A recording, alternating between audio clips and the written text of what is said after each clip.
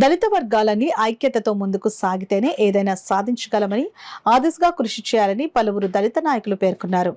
ఎస్సీపేటలో ఉన్న సమస్యలను నాయకుల దృష్టికి తీసుకుని వెళ్లి తక్షణమే పరిష్కరించే దిశగా కృషి చేయాలని వారు సూచించారు. కాకినాడ జిల్లా తెలుగుదేశం పార్టీ ఎస్సీసీల ఆత్మీయ సమావేశం కాకినాడ నగరంలో స్థానిక ఎస్హెచ్ చిత్తాపురం అంబేద్కర్ కమ్యూనిటీ హాల్ నందు టీడీపీ ఎస్సీసీల జిల్లా అధ్యక్షులు కొల్లావత్తుల అప్పారావు ఆధ్వర్యంలో నిర్వహించారు. ఈ సందర్భంగా పలువురు దళిత నాయకులు మాట్లాడుతూ దళిత వర్గాలన్నీ ఐక్యతతో ముందుకు సాగితేనే ఏదైనా సాధించగలమని ఆ దిశగా కృషి చేయాలని కోరారు.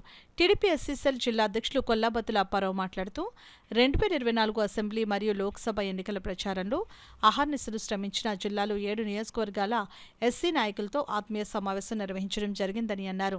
ఆయా నియోజకవర్గాల్లో ఎమ్మెల్యేలు, ఎంపీతో అన్ని కార్యక్రమాల్లో ఎస్సీ నాయకులు అందరూ పాల్గొని రాజకీయంగా అభివృద్ధి చెందాలని, అలాగే ఎస్సీపేటల్లో ఉన్న సమస్యలను నాయకుల దృష్టికి తీసుకుని వెళ్లి తక్షణమే పరిష్కరించే దిశగా కృషి చేయాలని సూచించారు.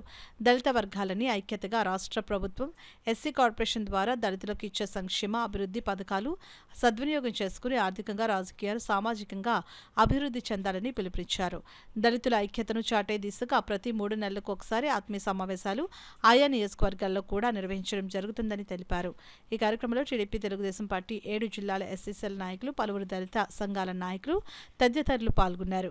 ప్రభుత్వంలో భాగస్వాములయ్యే పదవులు ఇవ్వాలి, అలాగే ఒక ఎమ్మెల్సీ ఇవ్వాలి, ఒక చైర్మన్ ఇవ్వాలి, ఒక మంచి పదవి ఇచ్చి ఇప్పుడైతే దళితులు ఇందాలో 80% వైఎస్ఆర్కి ఉండేవారు అన్నవారు 50%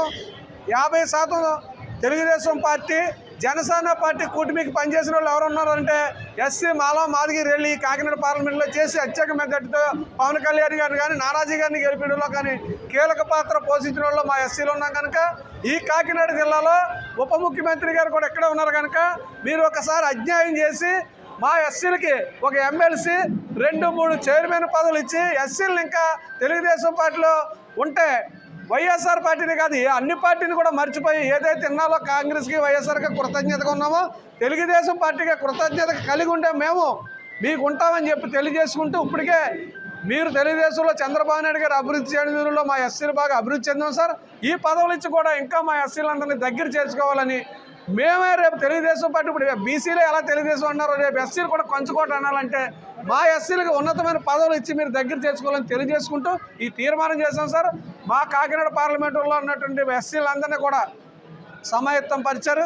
ఈ యొక్క మీటింగు ఘనంగా జరిగింది. తెలుగుదేశం పార్టీ తరఫున నెక్కిన ఎమ్మెల్యేలందరికీ, ఎంపీలందరికీ కృతజ్ఞతలు తెలియజేసుకుంటూ ఈ తీర్మానాన్ని అంగీకరించాలని తెలియజేసుకుంటాం.